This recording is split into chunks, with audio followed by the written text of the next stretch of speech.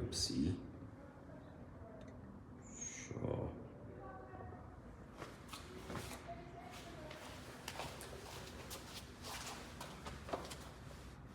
Hi, onegaishimasu. Welcome back to the Goju Karate Center.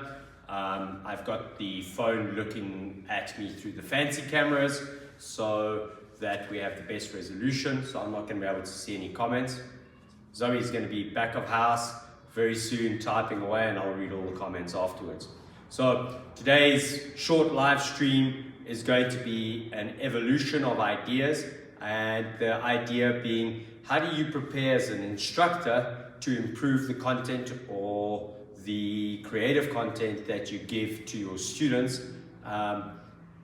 in the sense that, you know, if you just focus on what is our canon of karate, then you do the kata, you might do the moving basics, the bunkai, etc. You might do sparring or groundwork, which gives them a little bit of freedom. You may do some hojo undo, but how do you improve the content that you have as an instructor? How do you present this in an ever increasingly exciting way to help people improve and to work towards building stronger students? So focus of today's lesson would be the content that I'm doing for my tiny tots. I'm sure everybody's tired of me talking about my tiny tots, but it's probably one of the hardest groups to keep very active, very entertained, and to keep the content rolling and to allow the students to continually to grow and to learn content. And with that in mind, it sticks on the basic side and we go from there. So we're going to run through a couple of ideas that I'm working with, and hopefully it pans out into something that we've been building, and maybe I might even get to take it up a level. So, onegaishimasu. We're going to run through a very, very basic kata that we do in our dojo. It's called Kata Daiichi, and it's just simply kata number one. It was designed when I was at university, give or take. It was designed to give students, brand new students, something that they could do in our dojo tournaments, and that they could actually enter the kata as well as the kumite section, and it is based on very basic movements. So, Kata Daiichi. Hey!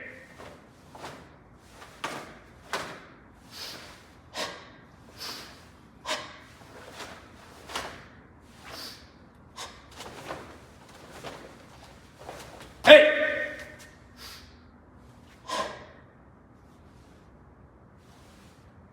All right, audible breathing, which is a deviation from the typical OGKK mindset.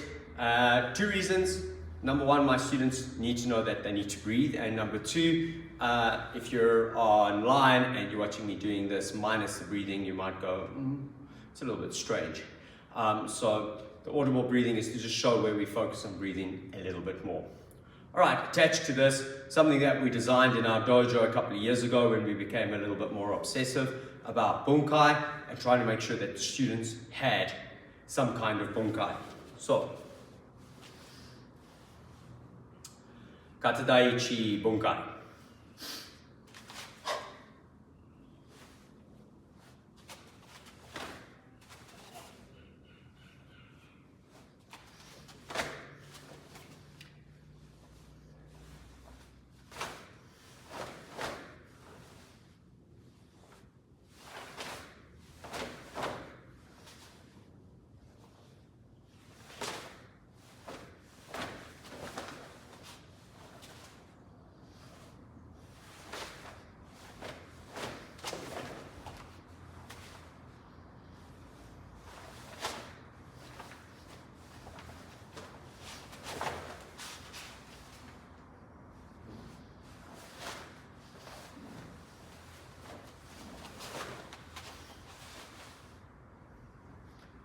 Gonna do this one facing the other way.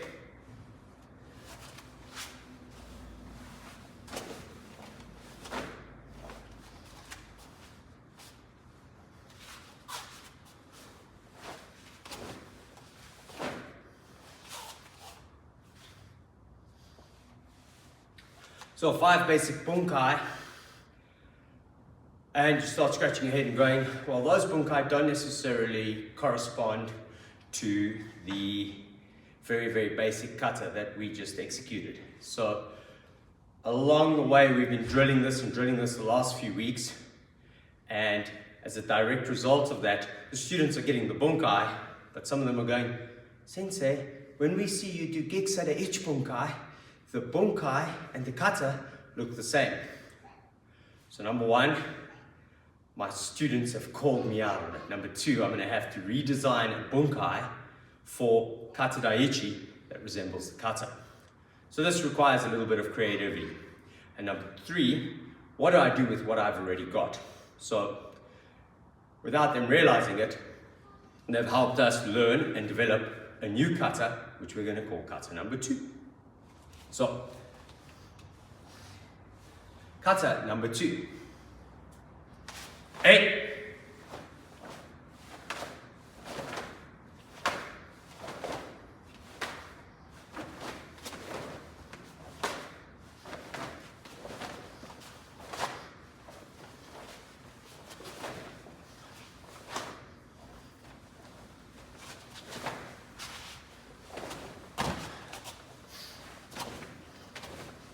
Hey!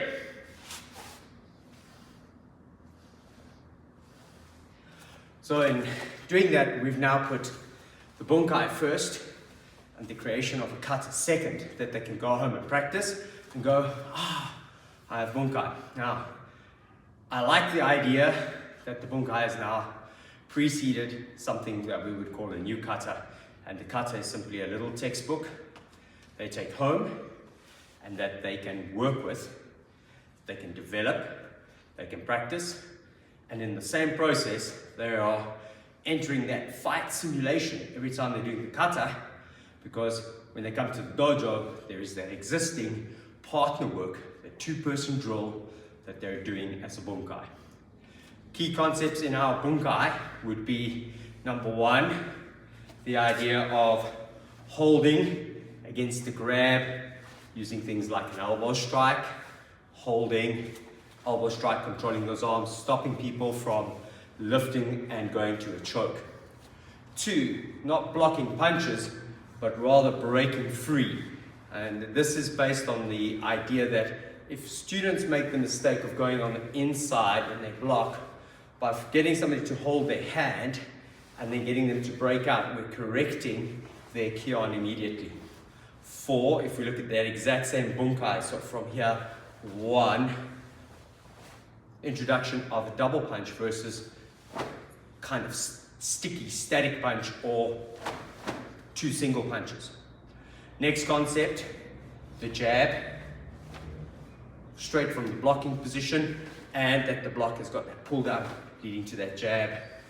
And then 3 heights, jodan, chudan, and get up. Next concept that you see within the kata itself is reusing the same hand to do a technique. So should we get to double punch and I'm on this side and I need to block now, I have to re-block to get the correct side. And I have to re-block to get to the correct side that I want, always starting with my left hand and then going on to my right hand. Changing of directions, small, a little bit of athleticism to challenge balance. That's the reason for that jump. But what the kata is lacking, stances. So our next tier in our development that we want to go for is probably the introduction of some kind of stances and some kind of directional work. So we've got, essentially, if we cluster it, we've got an opening position, we've got movements that could be left and right side, and we can start going, we've got a jodan, we've got a chudan, we've got a gedan, and we've got a lot of jumps and turns. So what I think I might try and do is maybe do it in a set of maybe 4 directions, and we're going to steal from a group of exercises that I saw when I was younger in Seiwakai, JKF Goju Kai, where they used 4 directions. So if we go through kind of principles of 4 directions, would be number 1, turning or turning, Okay, single turn, pivot turn, turn to the back, reposition, and step over to the back, and step across and turn, then a shikodachi, shikodachi to the front, shikodachi to the back, cat stance, cat stance, cat stance, cat stance. And then building from the stances, building blocks. So it would have just blocks, and then just attacks, then just kicks, then you do block punch, then block kick, block punch kick, and it builds, and you end up with some ridiculously large number of techniques. So we're going to use that, we're going to steal from that. That's maybe our drawing point, our inspiration. So maybe if we decided to step 1, 2 as our first movement, so that we're still keeping that movement. 1, 2, 3. 1, 2, 3. Now we move to chest. Maybe change of stance. Zen Kutsudachi. 1, 2, 3. To the back. 1, 2, and 3. Maybe we move to Shikodachi from here, and we do 1, 2. Maybe we can combine. We can do Shikodachi and cat stance. So we can go 1, 2, 3, 4. 1. Cat stance. 2, 3, and 4. Brings us to the front. And then we can go to other leg. Sanshidachi. 1, 2, 3, 4. And finish. And maybe now we have just an idea.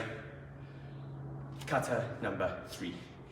What's important for us in this live stream is to show how you may play with an idea in your private capacity as a karate instructor, trying to build so that you've got some content that you can teach. Getting the stances and the directions right, maybe 2, maybe 3 months worth of nice training, building it facet by facet at a time, and helping the little ones, the tiny tots, the little dinkies, the 5, 6s, and 7-year-olds build their kihon, and at the same time we can then tether that to including the stance in their application, so that the application goes from standing in heikodachi to actually having some kind of breaking out or breaking out, and maybe later on breaking to the side, so we can build the idea of taisabaki and movement. And by the time they're old enough and ready to start really working on things like Gexarechi, we've created all those building blocks, that solid foundation that builds good, solid karate. And it doesn't matter how badly they mess it up. It's not like we're destroying our karate fundamentals, our karate canon, and it allows us to create a nice, solid base. It's kind of like letting kids do finger painting. It's essential for their growth, but they're allowed to make mistakes and allowed to be a little bit more creative, and so are we as the instructors. So, food for thought. Hope you enjoyed it. It's a short live stream. We'll hopefully get around to putting out some decent, longer format videos in the next couple of weeks.